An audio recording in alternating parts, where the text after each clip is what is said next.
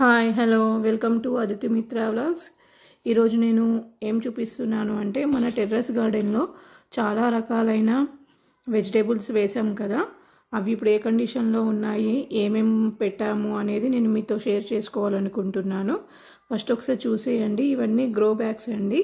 ఈ గ్రో బ్యాగ్లో red soil, cocopeat, వర్మి compost, ఈ నీమ్ పౌడర్ ఇవి తీసుకొచ్చి నేను ఒకసారి ఫిల్ చేసుకున్నాను. ఫిల్ చేసుకున్నాక ఈ స్టాండ్స్ పైన అన్నీ పెట్టేసుకున్నానండి వరుసగా.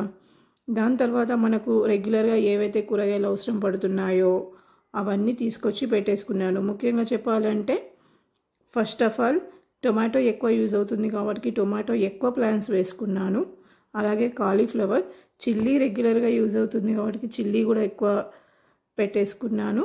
నెక్స్ట్ బ్రింజాల్లో మనకు చాలా టైప్స్ దొరుకుతాయి కదండి.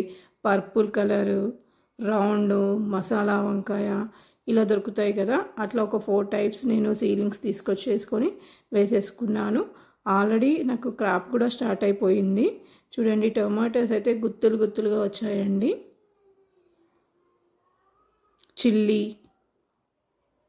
చిల్లీ కూడా చూడండి. చిల్లీకి చాలా రకాలైన పెస్ట్స్ ఎక్కువ వస్తాయి. దాన్ని మనం కంట్రోల్ చేయడం చాలా కష్టం అండి. నెక్స్ట్ ఇది చిక్కుడు అండి. అది పొద చిక్కుడు. ఆ పొద చిక్కుడు సీడ్ తీసుకొచ్చుకున్నాను. అంటే పైనకి పాకేవైతే మనకు కొంచెం తెంపడానికి కష్టమవుతుందని పొద చిక్కుడు తీసుకొచ్చుకొని వేసుకున్నాను. ఆ బకెట్స్లలో కానీ పాట్స్లలో కానీ ఇలా పెట్టేసుకున్నానండి. ఎప్పుడు ఏదో ఒక వెజిటేబుల్స్ వస్తూనే ఉంది. నెక్స్ట్ వీటికి ముఖ్యంగా చెప్పాలంటే ప్రతి ఒక్క మొక్కకి స్టేకింగ్ అనేది కంపల్సరీ అండి.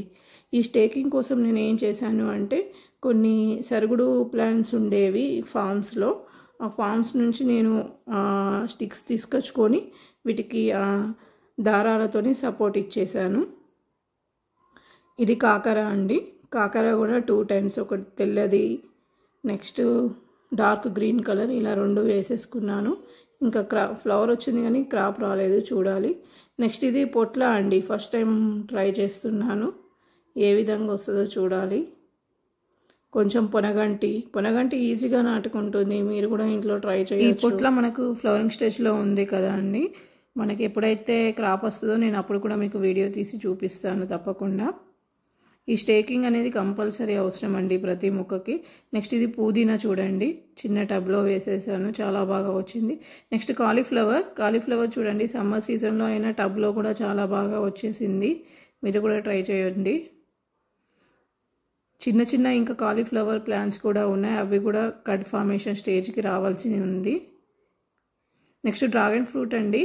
ఈ డ్రాగన్ ఫ్రూట్ మనకు 100 రూపీస్ టబ్ దొరుకుద్ది కదా, అందులో తీసుకొచ్చి పెట్టేశాను.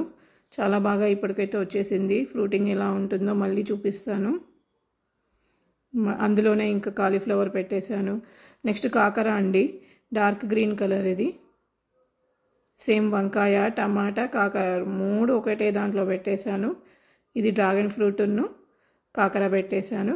నెక్స్ట్ ఇక్కడ ఎల్లో కలర్ స్టిక్కీ ట్రాప్స్ ఉంది. ఇవన్నీ ఈ స్టిక్కీ ట్రాప్స్ నేను ఎందుకు పెట్టేశానంటే మనకు సకింగ్ పెస్ట్లు ఎక్కువ వస్తాయి ఈ వెజిటేబుల్స్లో. సకింగ్ పెస్ట్ అంటే పేనుబంక కానీ త్రిప్స్ కానీ ఇలాంటివి ఎక్కువ వస్తాయి. వాటిని కంట్రోల్ చేయడానికి, అంటే అన్నీ మనం ఆర్గానిక్లో వాడుతున్నాం ఇప్పుడు, పెస్ట్స్ కెమికల్ ఏం వాడట్లేదు కాబట్టి వాటిని కంట్రోల్ చేయడానికి ఇవి పెట్టేస్తున్నాను. ఇక్కడ చూడండి, ఇది ఇంటి బ్యాక్ సైడ్ ఉన్న కొంచెం ప్లేస్లో ఈ మునగ తీసుకొచ్చి వేసుకున్నానండి. 6 నెలలు అవుతుంది. ఇది PKM1 వెరైటీ అండి. నర్సరీ నుంచి తీసుకొచ్చి పెట్టేసుకున్నాను. ఈ 6 మంత్స్లోనే మన టెర్రస్ దాటి పెరిగింది. ప్లస్ ఆల్రెడీ ఫ్రూటింగ్ కూడా చాలా వచ్చేసిందండి. చూడండి, కాయ సైజు మంచిగా వచ్చింది. ఫస్ట్ హార్వెస్ట్లోనే నాకు 2 నుంచి 3 కేజీల వరకు వచ్చేసిందండి.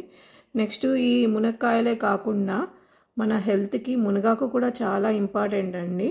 చాలామంది మునగాకుని కరివేపాకు తీసేసినట్టు తీసేస్తారు. అసలు కరివేపాకునైనా వాడుతాం కానీ మునగాకును రెగ్యులర్గా అస్సలు యూజ్ చేయరు చాలామంది. కానీ అన్ని పోపులో కూడా వేసుకోవచ్చండి ఈ మునగాకుని. అన్ని పప్పులలో వేసుకోవచ్చు, చట్నీ చేసుకోవచ్చు.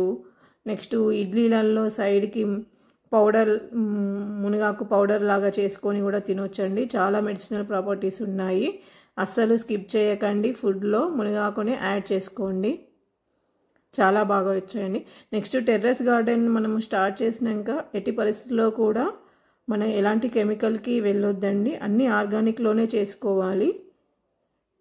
మన ఇంట్లో ఉన్న వేస్టేజ్ని మాత్రమే యూజ్ చేసుకొని, కూరగాయల వేస్టేజ్ కానీ, డ్రై లీవ్స్ కానీ, నెక్స్ట్ బియ్యం కడిగిన వాటర్ ఉంటాయి కదండి, వాటిని, పుల్లటి మజ్జిగని యూజ్ చేసుకొని మనము రెగ్యులర్గా ఇవ్వాలండి.